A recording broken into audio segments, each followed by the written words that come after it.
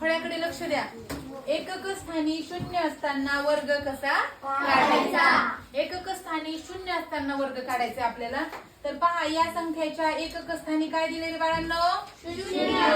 संख्या कोणत्या आहेत एकक स्थानी शून्य असणाऱ्या?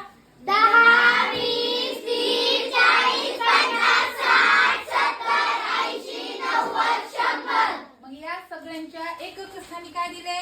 शून्य. काय आहे? शून्य.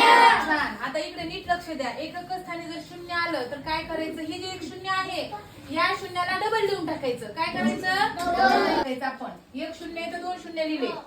तर दोन शून्य लिहिले. आता एकचा वर्ग करायचा आहे. एकचा वर्ग जी संख्या आहे त्या संख्येला त्याच संख्येने गुणायचं. एक असेल तर एक ने गुणायचं, दोन असेल तर दोन ने गुणायचं, तीन असेल तर तीन ने गुणायचं. इथे एक ने गुणलं एकचा वर्ग किती येणार? एक. दोन ने गुणलं बेदोने किती येणार? चार. तीन गुणिले तीन, तीन त्रिक 9. चार गुणिले चार, चारी चोक 16. तर पहा एकचा वर्ग किती येणार मग? एक. ह्या शून्याच्या जागेवर किती शून्य? 2. दोनचा वर्ग 4. शून्याच्या जागेवर किती शून्य? 2. तीनचा वर्ग तीन त्रिक 9. ह्या शून्याच्या जागेवर आपण किती शून्य लिहिले? 2. चारचा वर्ग चारी चोक 16. शून्याच्या जागेवर दोन शून्य, पाचा पाचा 25.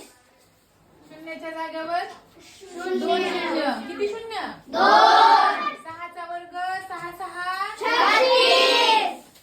दोन शून्य लिहिले. साती साती 49. दोन शून्य लिहिले. आठी आठी 64. शून्याच्या जागेवर दोन शून्य लिहिले. 9 9 81. दोन शून्य लिहिले. दहाचा वर्ग 10 10 100. सोपं आहे की नाही? काय केलं आपण? नीट बघा. 10चा वर्ग केला आपण. काय केला? 10चा वर्ग केला. म्हणजेच बघा शून्याच्या जागेवर दोन शून्य लिहिले आणि एकचा वर्ग किती? एक केला. दोन शून्य लिहिले. दोनचा वर्ग 4. दोनचा वर्ग 4 म्हणजे दोन ने दोन ला गुणलं. बेदोने 4. दोन शून्य लिहिले. तीन त्रिक 9. दोन शून्य लिहिले. चारी चोक 16. दोन शून्य लिहिले. पाचा पाचा 25. दोन शून्य लिहिले. सहा सहा 36. दोन शून्य लिहिले. साती साती 49. दोन शून्य लिहिले. आठी आठी 64. दोन शून्य लिहिले. 9 9 81. दोन शून्य लिहिले. 10 10 100. अशा प्रकारे एकक स्थानी शून्य असणाऱ्या संख्यांचा आपण वर्ग पाहिला. सगळ्यांना समजला? वर्ग काढायची ही एकदम सोपी पद्धत आहे. ती तुमच्या लक्षात राहणार आहे. आनंदी क्लास